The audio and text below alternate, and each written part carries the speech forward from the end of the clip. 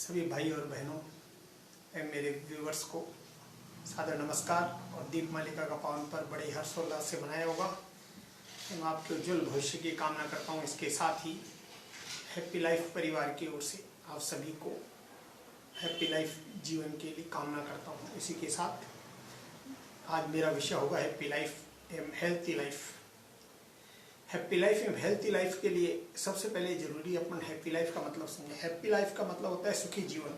हर व्यक्ति की आकांक्षा होती है कि वो सुखी रहे। सुखी रहने के लिए हैप्पी लाइफ जीवन जीना जरूरी है। हैप्पी लाइफ अपन कैसे जिए, इसके लिए मैं हैप्पी लाइफ का वर्णन प्रस्तुत करना चाहूँगा आपको सभी को। एच का मतलब होता है हैप्पी। एच से मतलब होता है हॉनेस्टी। हॉनेस्ट आदमी जब तक हॉनेस्ट नहीं रहेगा तब तक वो सुखी जीवन की कामना नहीं कर सकता। हैरेस फ्री, उसको किसी को तंग नहीं करना चाहिए। हैरेस फ्री रहना चाहिए, टेंशन नहीं देना नहीं लेना। हॉनेस्ट, हैसल फ्री और हम्बल होना चाहिए, विनम्र होना चाहिए व्यक्ति को। एक का यहाँ मतलब हुआ है एप्रिशिएबल। आदमी को एप्रिशिएबल काम करना चाहिए। कोई भी ऐसा काम करना चाहिए जिससे प्रशंसनीय हो, वो प्रशंसा का पात्र हो।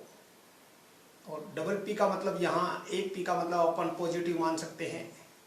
पॉजिटिव का मतलब सकारात्मक। जीवन के सभी बिंदु सकारात्मक से चालू हो, सकारात्मक होना चाहिए। आदमी को सकारात्मकता उसके जीवन का महत्वपूर्ण बिंदु है। यदि आदमी सकारात्मक नहीं होगा तो कुछ भी नहीं कर सकता, इसलिए उसको सकारात्मक रहना जरूरी है।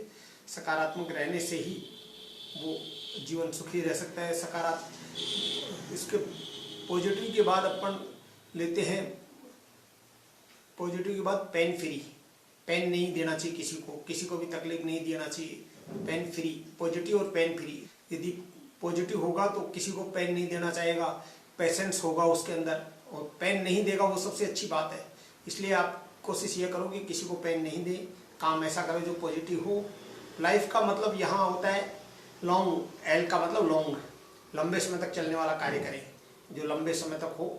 उस इम्प्रेस, आई का मतलब यहाँ इम्प्रेसिव लाइफ होना चाहिए। अपना कार्य ऐसा करो जो दूसरे पे छाप छोड़े। दूसरे पे छाप छोड़ने वाला काम करो, लंबे समय तक चलने वाला हो। इसका यहाँ एफ का मतलब होगा फुल ऑफ एनर्जी। फुल का मतलब एनर्जी से परिपूर्ण। इसमें आगे ये आ गया तो ई का मतलब एनर्जी, मतलब फुल ऑफ एनर्जी। मतलब अपनी लाइफ ऐसी हो बिल्कुल पॉजिटिव, फुल ऑफ एनर्जी से परिपूर्ण। फुल ऑफ एनर्जी से परिपूर्ण, इम्प्रेसिव, इस तरह की लाइफ हो, वही सुखी लाइफ है। वाई का मतलब है योर सेल्फ। आप योर सेल्फ अपने आप को ऐसा बनाइए कि वो लॉन्ग काल में चलने वाला हो, इम्प्रेसिव हो और फुल ऑफ एनर्जी से परिपूर्ण हो।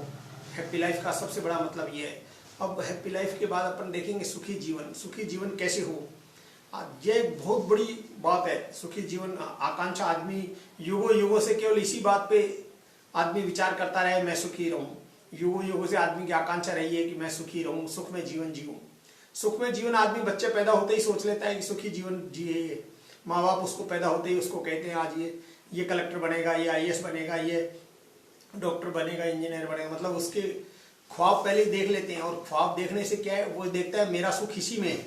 मतलब उसके होल लाइफ केवल इसी सुख पे टिका हुआ है कि वो जो माँ बाप कह रहे हैं उसको कि बहुत बड़ा व्यवसायी बनेगा, ये डॉक्टर बनेगा, इंजीनियर बनेगा। आदमी माँ बाप उसको पहले ये फीड कर देते हैं पैदा होते ही कि वो केवल उसी उम्मीद में जीता रहता है। उसके एक चारों तरफ एक घेरा बन जाता है कि वही उसके लिए सफल जीवन है जो माँ बाप कह रहे हैं डॉक्टर बनना, इंजीनियर बनना, जबकि ये सही नहीं है। सही केवल सुखी डॉक्टर इंजीनियर क्या सभी सुखी हैं? क्या हर डॉक्टर इंजीनियर अपने आप को सुखी कह सकता है? नहीं। सुखी रहना चीज अलग है। सुखी एक भौतिक सुख साधन आपके पास हो, केवल उससे आदमी सुखी नहीं रह सकता। भौतिक सुख साधनों से आदमी की सुखी रहना एक गारंटी नहीं है। सुखी रहने के लिए आदमी को मन की शांति आवश्यक है। जब तक वो मन से सेटिस्फाई नहीं होगा तब तक सुखी नहीं रह सकता।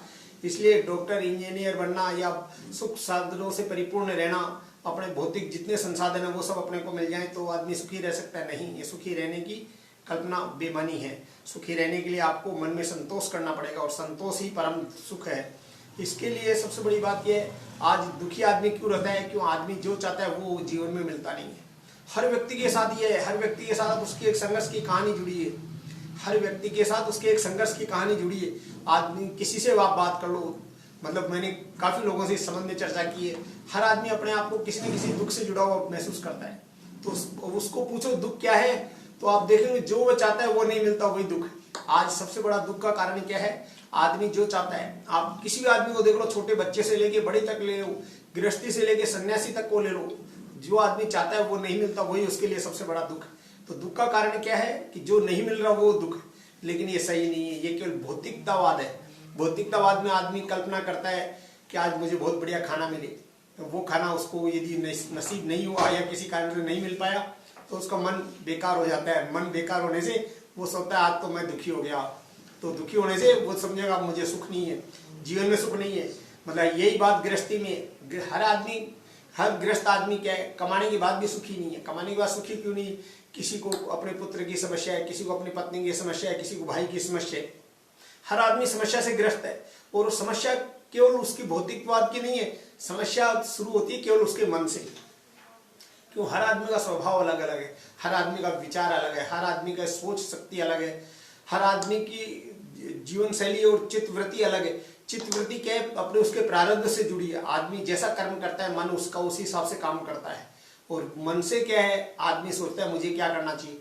तो आदमी दूसरे को दुखी करने के लिए कर्म करता है, लेकिन वो दुखी वो होता है जो उससे जुड़ा रहता है, जो उस दुख को महसूस करता है। इसलिए अपने मन को इस तरह बनाए कि कोई आदमी आपको दुखी करना चाहता है तो आप दुख से मुक्त रहें, और यही सबसे बड़ा सुख है।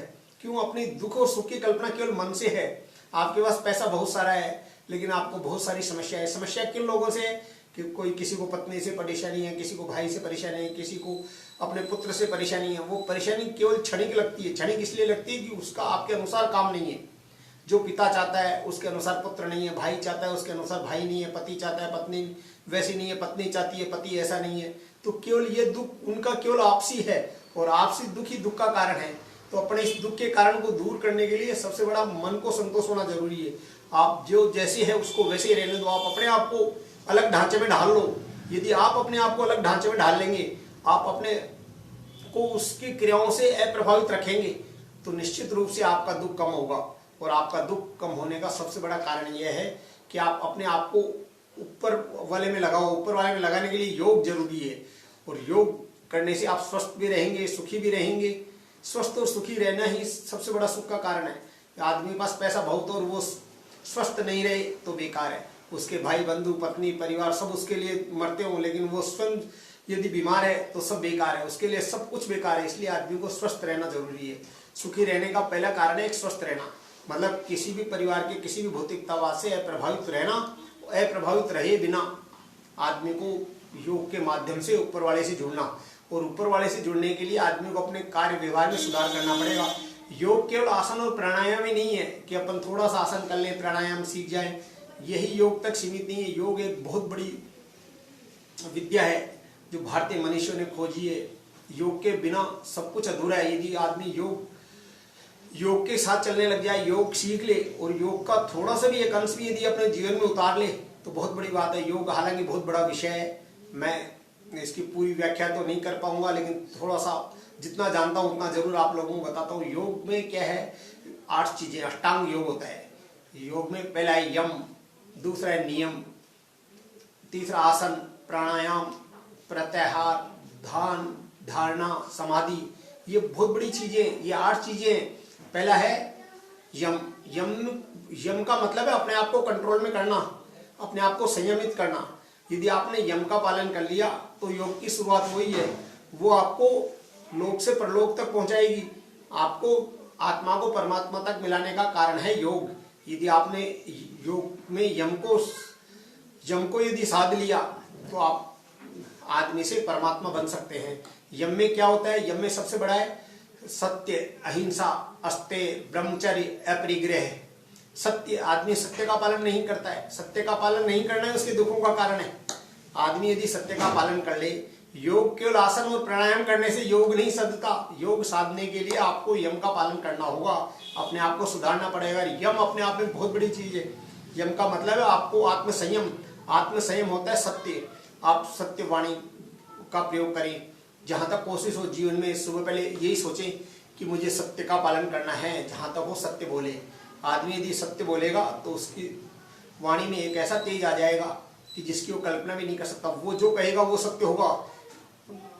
परमात्मा को उसकी वाणी को इतना तेज प्रदान करना पड़ेगा कि वो जो बोल लिया उसकी वाणी में इतना तीव्रता होती है, उसकी तेजी होती है, जो वो कहेगा वही सत्य होगा। प्राचीन समय में ऋषि मुनि इसलिए श्राप देते थे कि उनमें तप था, वो सत्यता का पालन करते थे। जो आदमी सत्य बोलता है उसकी वाणी में तेज होता है, तो सत्य का पालन करें। यदि स्वस्थ और सुखी रहना है तो सत्य का पालन करें। दूसरा है अहिंसा।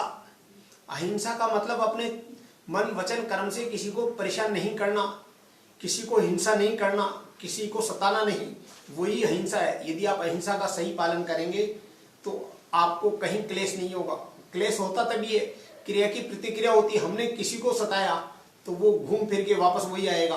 क्रिया की प्रतिक्रिया होनी है। हाँ, आज राम को हमने सताया, कल श्याम हमें सताएगा, मतलब एक ये चलता रहेगा। ये पृथ्वी का चक्र है, हमने जो कर्म किया वो लौट के हमारे पास आएगा। अतः आप अहिंसा का पालन करें। यदि सुखी रहना चाहते हैं तो अहिंसा का पालन करना सीखें। जहाँ तक कोशिश हो ये करें कि किसी को अपने मन वचन और कर्म से किसी को हिंसा नहीं पहुंचे, किसी को तकलीफ नहीं पहुंचे। तो यम का पहला कारण है सत्य, दूसरा हिंसा, तीसरा है अस्तेय। अस्तेय का मतलब है चोरी नहीं करना, अचोरी होना। आज क्या है, आदमी चोरी का मतलब ये नहीं है कि आप कहीं से किसी के घर से डाका डाल के लाओ या कुछ चुरा के लाओ, मेरा मतलब वो नहीं है चोरी का मतलब। चोरी का मतलब यह है कि आप किसी को बिना उसकी इजाजत के आपने किसी को सामान है 2 रुपए का 5 रुपए में दे दिया, तो वो भी एक चोरी है। आप इस तरह का काम मत करो।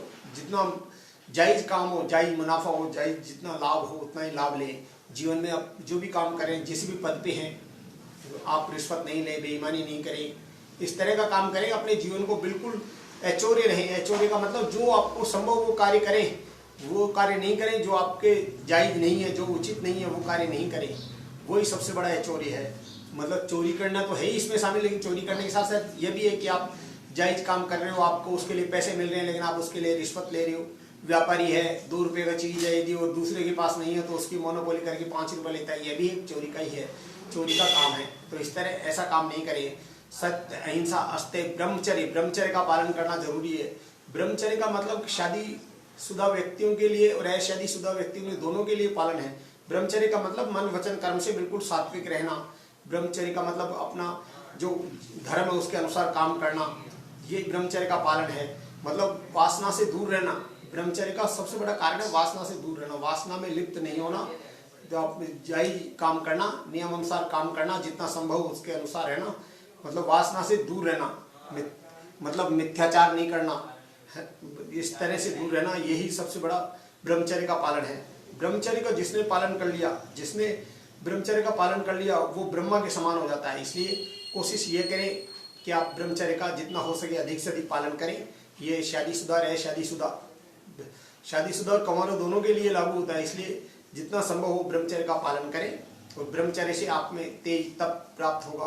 ब्रह्मचर्य अपने आप में एक तप है। यदि आप ब्रह्मचर्य का सही पालन करेंगे आपका चेहरा तेजस्वी रहेगा, और यही सबसे बड़ा तप है। इसलिए सत्य, अहिंसा, अस्तेय, ब्रह्मचर्य, और 5वां है अपरिग्रह। ये सबसे बड़ी चीज है। यदि आपने अपरिग्रह का जीवन में पालना करना सीख लिया तो आपके सारे दुख दर्द मिट सकते हैं। अपरिग्रह का मतलब होता है, ये जो जैन साधु सन्यासी होते हैं ये पूरे अपरिग्रह होते हैं। अपरिग्रह का मतलब संचय नहीं करना।